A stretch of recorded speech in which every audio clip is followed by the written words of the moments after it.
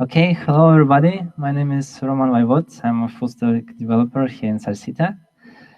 And today topic will be about how to deliver software that is proven not to fail. So there was a story in Microsoft, and there was an intern in the team that was working on memory coherence protocol for Xbox 360. And they decided to use something called TLA Plus, or Temporal Logic of Actions, which is a language, to write a specification and use the specification to generate a model and of the protocol and test it. And what they find out that they found a bug in the IBM memory chips, and they sent this bug to them, to IBM. First, they didn't believe it, but in a while, in several weeks, they realized that actually this bug would cause deadlock in 4 hours after the memory chip will be on. And this definitely saved the release of the Xbox 360.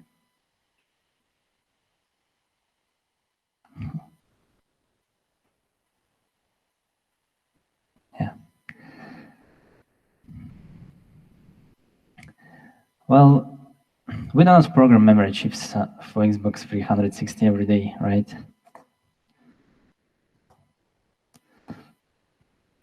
So why we would be interested in that? But I think we design all the time before recording, and sometimes it's some notes, sometimes it's just some idea in your head, sometimes you put some diagrams and so on. But eventually you need to have some idea, and it depends on the complexity, how more comprehensive design you're going to use. So what is complex enough? Can I just design something in my head, right? Well, let's take some example here, and I will use as an example Google Hangouts and just a mobile application, basically Messenger.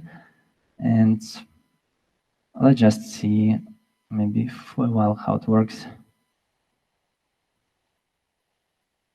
Hopefully, try to use the best resolution here. So restart it. So basically, basic messenger, you probably all know some basic features that you can have. You have this jump button to go to the latest. Once you get some new messages, you have another button to go to the new messages, read them, and yeah. Seems quite simple, but what starts to get complex here is that we have many different events that controls the scroll position. So we have scroll position by user scrolling, or sometimes he's pressing the buttons that makes him scroll to the bottom, or you get a new message, and if you're close to the bottom, maybe you will be automatically scrolled to the bottom as well. So all this has to be managed somehow, and eventually you end up with some kind of pile of requirements even for this kind of not so complex application. And you basically get one requirement, another one, yet another one, and all it comes in some kind of piles that starts to get challenging to structure. Well, we do not saw this the first time. So what we did before? Well, usually what we do is we try to use some kind of iterative development. So we choose some maybe most important features, or we just take some simpler features instead, and we try to implement them first, then we add more features, and eventually we refactor what we have to accommodate all these features and try to make sense of this. But if the software is complex enough, it's still quite a lot of state to manage, and eventually, even if you refactor very well, you still, without proper design, you can end up with something that is hard to reason. It just, software has so many states that it's not possible to think about it in your head, and diagrams as well. You can just picture all the states on the paper, let's say. So eventually, I think all it goes to believe and hope that everything will work eventually. And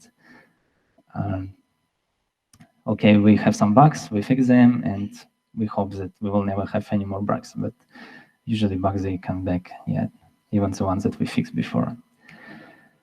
So what TLA Plus can help us with?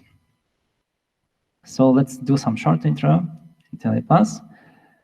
So it's a language, as I said before. It stands for Temporal Logic of Actions. It's a language for modeling programs and systems. It was created by Leslie Lamport, a Microsoft researcher, holder of the Turing Award. And yeah, let's see how it works. So at first, we actually write often specification in something called Pascal, which is a simplified version of TLA Plus. And it has a bit easier syntax for developers to work on. Then it's translated to the spec in TLA Plus, to specification in TLA Plus. Then we use some toolbox that we have provided by community, by the creator of the language, and we load the spec into this toolbox. It will create a model for us. We will provide some initial values, and then this model runs, and we test it. So how do we test? And how do we specify our system? So everything is centered on the state. So which state means is an assignment of some variables. So for example, here on the picture, you can see a scroll position variable, and it's assigned an integer 1. And so it's kind of our initial step. Then we have something called behavior. Behavior is a sequence of states. So software typically has many behaviors, like many sequence of states it can experience through execution. Then we have a step, which is a transition from one state to another, an action which kind of makes this transition, and model checker is the one that will be testing our model. And we have also invariant. It's some kind of condition, like you can see on the picture here. It's, for example, we want to check on each state if the scroll position will be less or equal to. This how we validate that our software is stable and works as expected. So for example, if TLC model checker reach some state where the invariant is incorrect, then it will halt and it will output you the trace of the states and basically the behavior that you can track and see what happened actually and why you reached this state. And maybe another note is that model checker, how it checks everything. It starts with the initial state and then it basically applies sometimes more optimized, but usually just breadth first search, and it goes through all the available actions and goes to different states. And if it's already reached the state before, then it just doesn't go there anymore.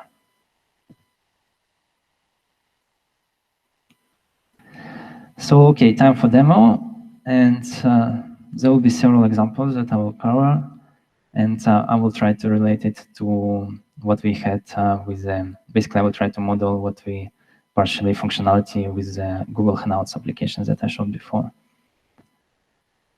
So first, just simple scrolling model. So what is interesting when you start to model that one of the probably first mistakes that you can make is that you start to model too much. And what TLA Plus kind of helps you to reason that you need to focus on something, only something that you need actually to understand. And for example, here I just abstract from everything. I do not need messengers and anything yet. I don't need actually HTML element or something. I just want to see some scroll position and see just model how it will change like over time. So the model is quite simple.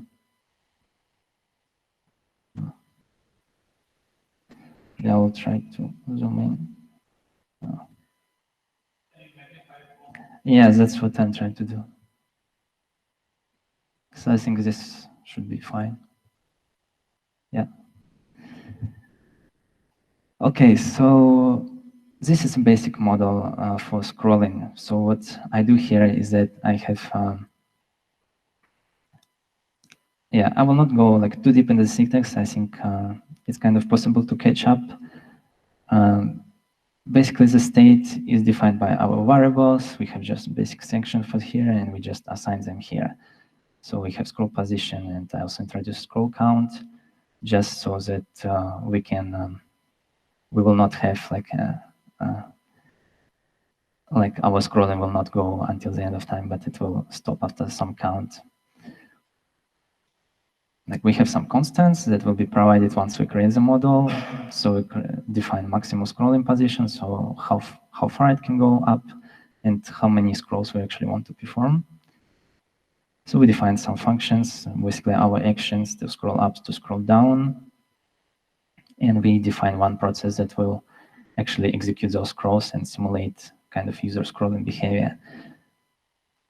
So it's basic while loop to bother this until we reach the number of scrolls that we want to model. And then we have this non-deterministic behavior construct, like either or. So TLC model checker will go into one branch or into another, and it will branch here and try all possible variations of that. So this is a Pascal specification of this scrolling. Another thing that we introduce our invariant, something that I mentioned before. So it's a condition that we want to check on each state. So here we just want to check that our scroll position doesn't go over the bounds that we define. So once we have it, we get also the translation here, something maybe a bit harder to understand, but it's already like it goes to TLA plus language. So now we can create a model. I already created it here. In the model, yeah, unfortunately, I'm not sure if I can zoom in here as well.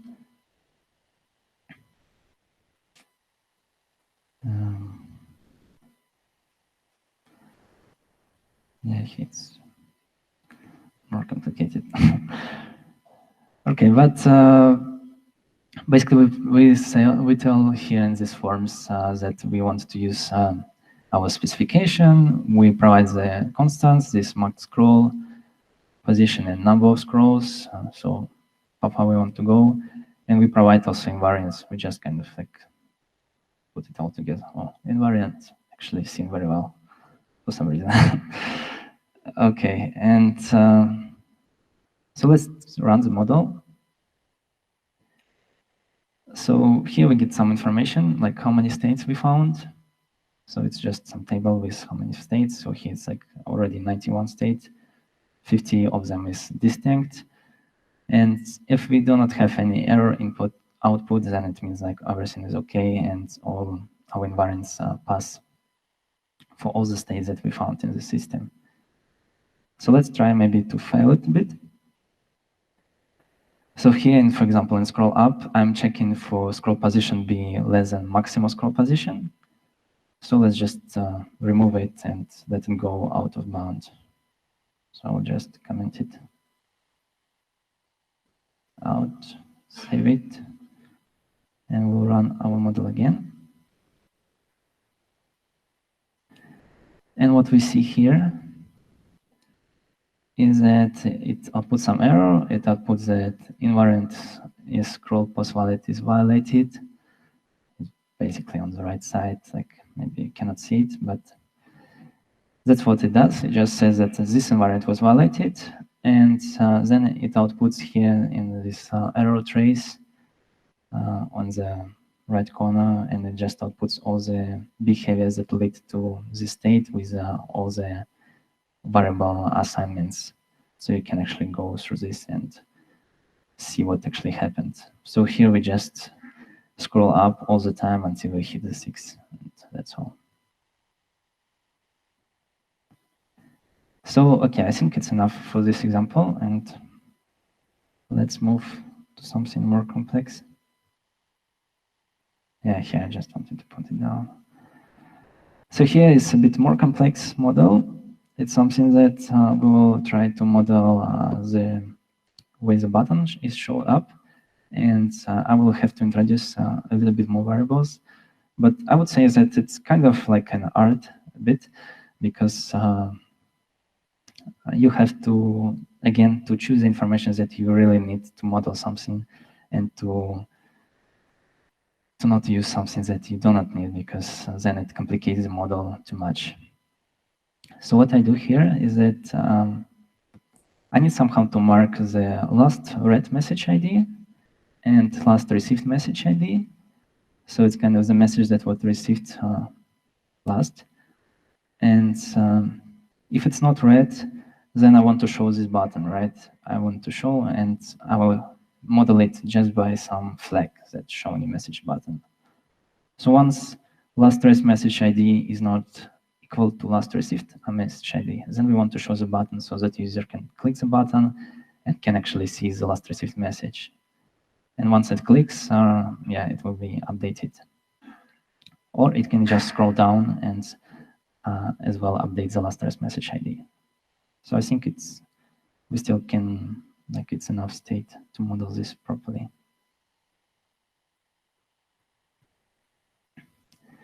So here's how it looks like. I just extended a bit the previous example. I added more variables here.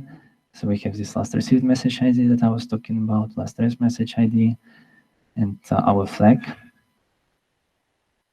What's more interesting is that I'm introducing new process.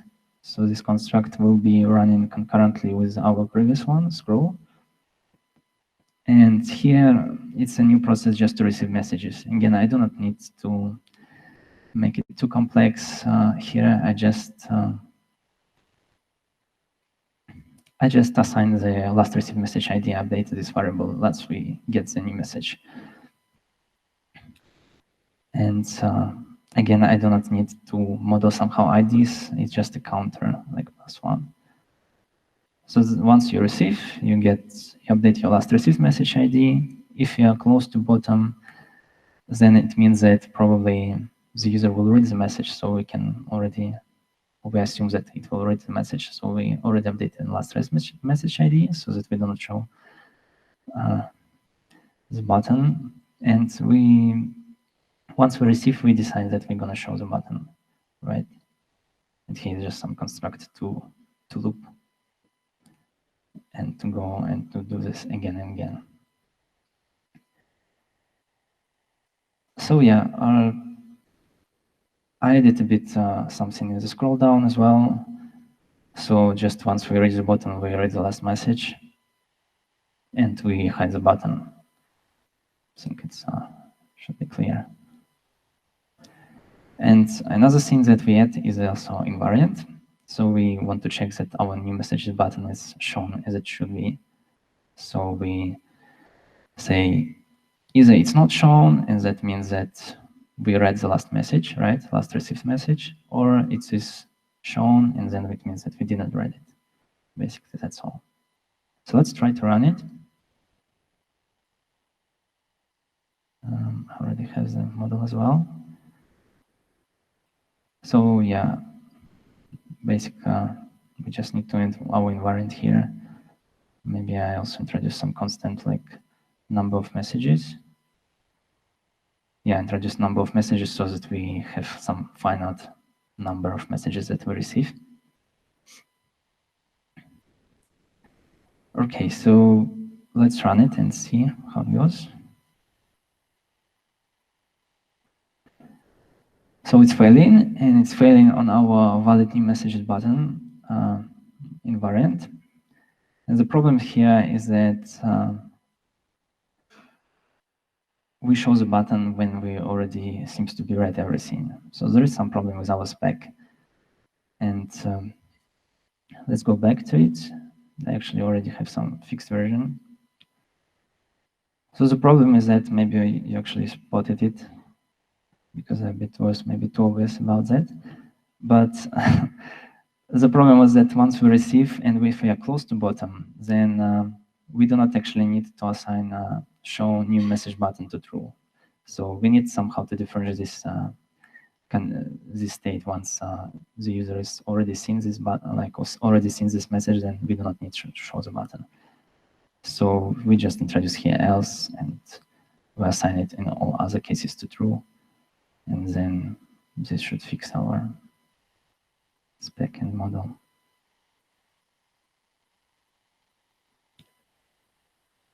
Yeah, so now we do not have anything to report. So yeah, that was a simple example. Just maybe to introduce more features that TLA+ does, and actually it's something that stands for temporal in its name. And temporal logic introduced something like kind of a new invariance. So actually, no, like it introduced some temporal properties, and invariants are just a case of temporal properties that are valid for all the states. But we can also reason about something like that eventually the system reaches some state. So we have some operators for that. So we can say something like eventually always true. So for example, eventually last message is read. We can make it like this.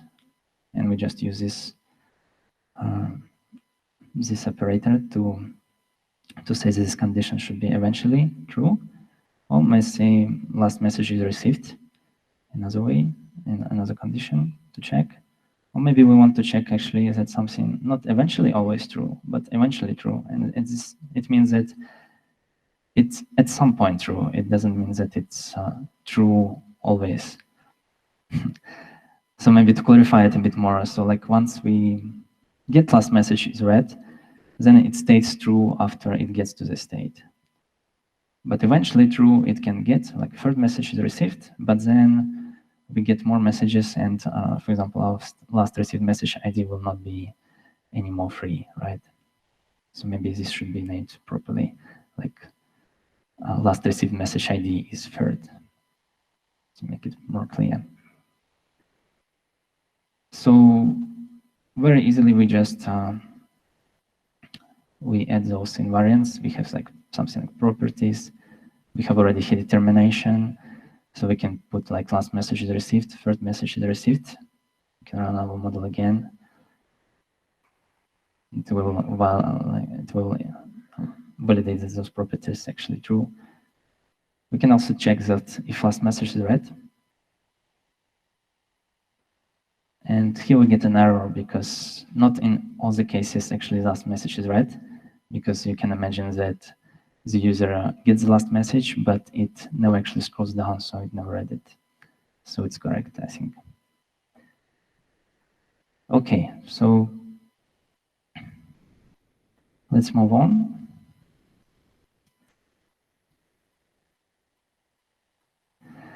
So let's see if we can spot some bug in Hangouts based on this observation that we had. Let's see if the Hangouts actually thought about something that we already encountered. Oh, sorry. Not yet. Not yet. We'll just check that we have the best resolution. So what I'm doing here is that I'm staying very close to the bottom, not at the very bottom, but close enough. And it looks like we already kind of get the message, so we kind of get it. But you can see that this button is like shown and hidden. And so basically, I think it's something that developer for Google Hangout maybe didn't think about. Of course, it's not that critical, but it's fine. Fun anyway. Let's watch it again. No, sorry.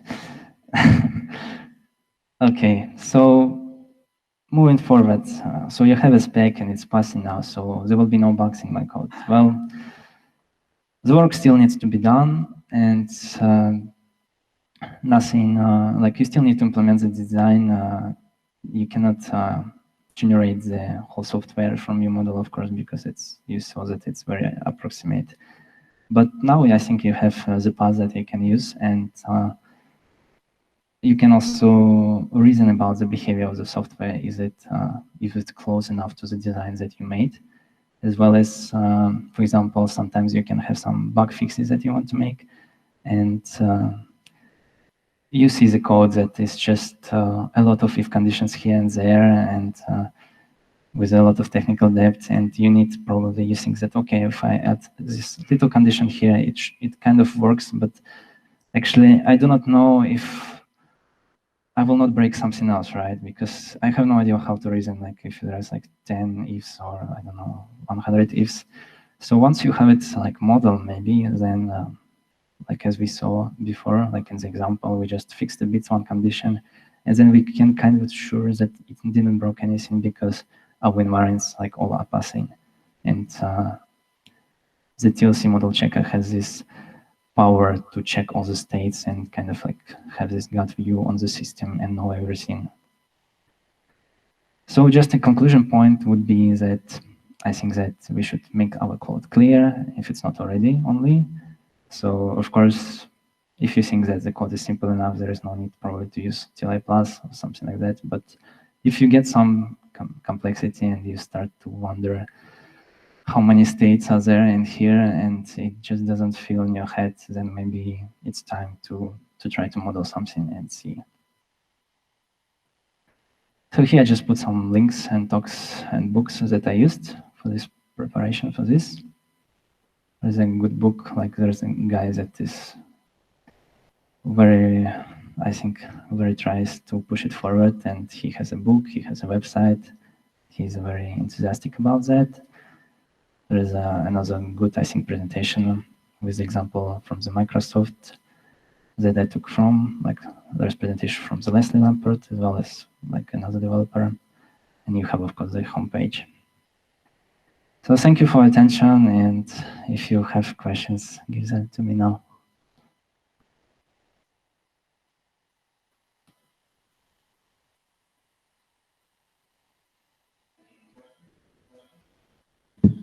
Any questions? Tommy? Okay, so I'm just wondering, with this TLA plus, you compile models, and the way it works in practice is that when you build software using real code, you have to be able somehow to make correspondence from real code to models. That's correct, right? Yes, basically the model is just some kind of approximation, and you saw like it's better to be approximation because it's just easier to reason.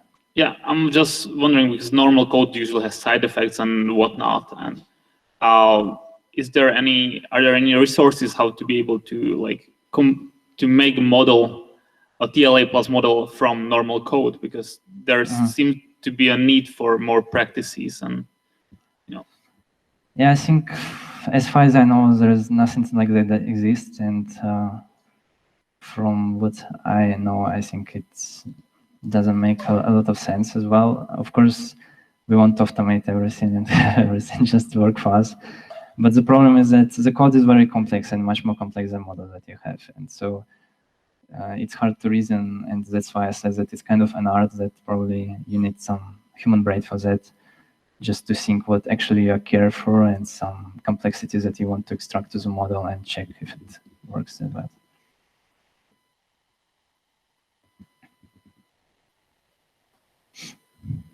Any other questions? All right, thank you, Roman. Thank you.